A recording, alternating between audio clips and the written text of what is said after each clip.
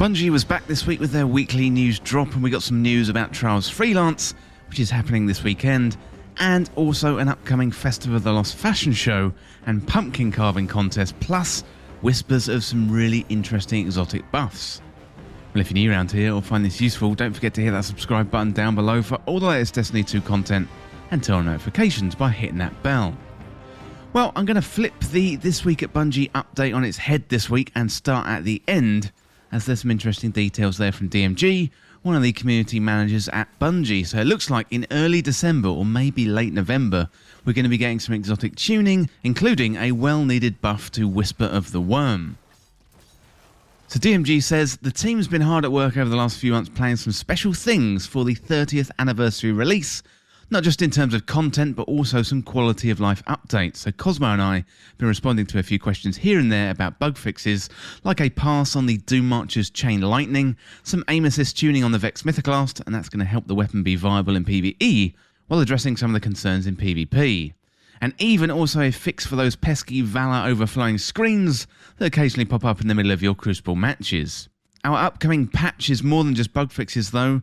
The team was able to squeeze in a little bit of time for other bits of exotic weapon tuning as they transition to fully focus on the Witch Queen.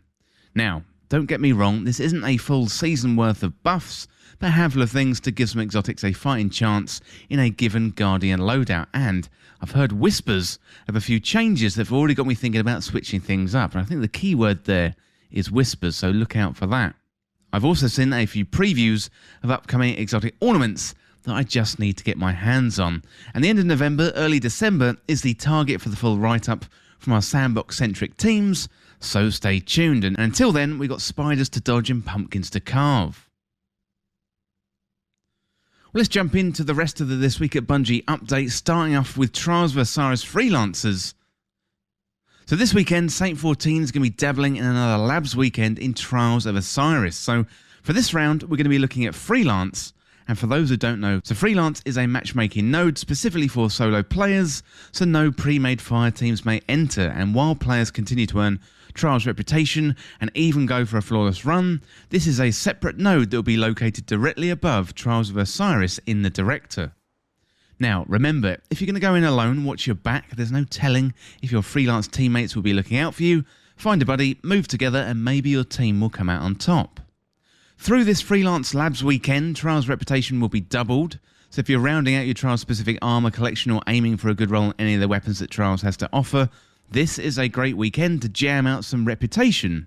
Now remember, once you completed a full card, even if you've lost a game or two, your post-game rewards are increased, so Enhancement Prisms, Ascendant Shards, Trials Engrams all have the chance to drop. So whether you want to focus your engrams and roll for a specific reward or just roll the dice, this is the best way to earn Trials loot, so armor drops also have a higher chance for better stat rolls.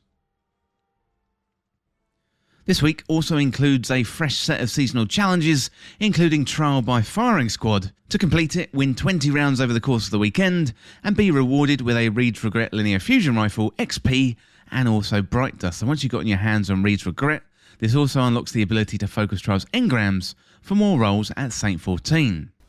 Well, good luck this weekend. So while there won't be any spiders clouding your view, I've heard our setting this week is a little spooky, so be careful when you open doors. You know, it could be a normal 1v1 engagement with an opponent, or you could find yourself staring at a bull-charging Striker Titan in the face. You know, just the thought of that is terrifying. And what DMG was alluding to there is the map this week. Well, that is Cauldron. So if you're jumping into Trials this weekend, good luck. Also, let me know down in the comments what you think of Trials Labs Freelance, and if you've been jumping in there solo, let me know about your Trials experience. Well, next up, we've got a costume contest, so it wouldn't be Festival of the Lost if we didn't have a fashion show. So Guardians have been donning masks while hunting spectral pages and candy, but now it's time to see who can cook up the best costumes. Interested? Well, here's the ground rules. So get dressed up.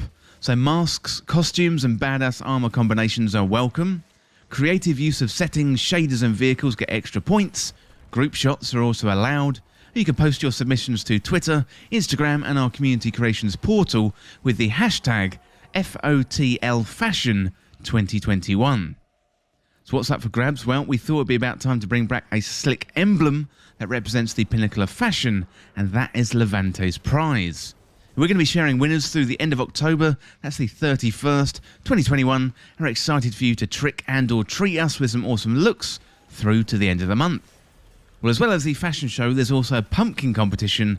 So this one is called Paint and Pumpkin. So in-game fashion isn't the only show that we're putting on. How about an art show too? Well, over the years, we've seen some wonderful creations sprout up around Festival of the Lost. Some are created with pen and paper, others with digital art programs that cook up some amazingly spooky effects. And if pens aren't your thing, or if you're out of paper, no problem, grab a pumpkin and something to carve it with. And here is what you need to do. So make some art, whether it be a pumpkin carving or a digital painting, or something handcrafted to show your skills, it is all welcome. So post your submissions to Twitter, Instagram, or our community creations portal with the hashtag FOTLArtShow2021.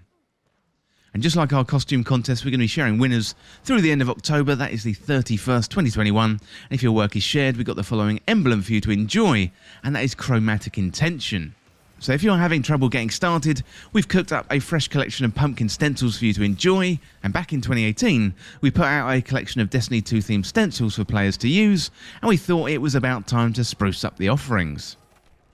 Now remember, it's not about the emblem, it's about having fun, so show us what you've got. Well, next up we've got Creepy Crawly. So earlier in the week we deployed a hotfix to smash some bugs, and if you missed the patch notes, you can check them out. And the player support team has a quick update to cover issues we're still tracking and some other need-to-know information. So the hotfix 3.3.1.1 is live. I think that went live on Thursday. And the hotfix resolves several issues, including the Prophecy Ghost Shell now takes shaders as intended, and in the Corrupted Strike, Sedia's shield no longer regenerates at an unusually high speed. Next up, we've got some news about the Xbox versus Microsoft Store Silver clarification. So last week, Destiny 2 launched on the Microsoft Store for PC, and players on Xbox can use the same Microsoft account they use on Xbox to log into the Microsoft Store on any Windows PC to play Destiny 2 with their characters, but due to the Microsoft website selling products of both the Xbox and Windows PC version of Destiny 2, players should carefully verify they're buying silver for the correct platform. So we're working with Microsoft to make these names and descriptions clearer for everyone, and if players purchase silver from Microsoft website for the wrong platform, they will need to log into that platform to obtain the silver. And the same applies for emote bundles, but players will also have to visit Master Hall in the Tower on the platform to obtain that emote.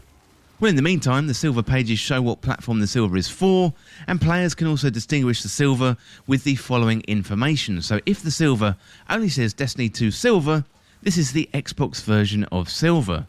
If the silver says any of the following, then this is the Microsoft Store for the PC version of silver. So here we've got 500 Destiny 2 Silver, 1,000 Destiny 2 Silver, 2,000 Destiny 2 Silver, and so on and so on. So be careful there and make sure you verify that you're buying silver for the correct platform.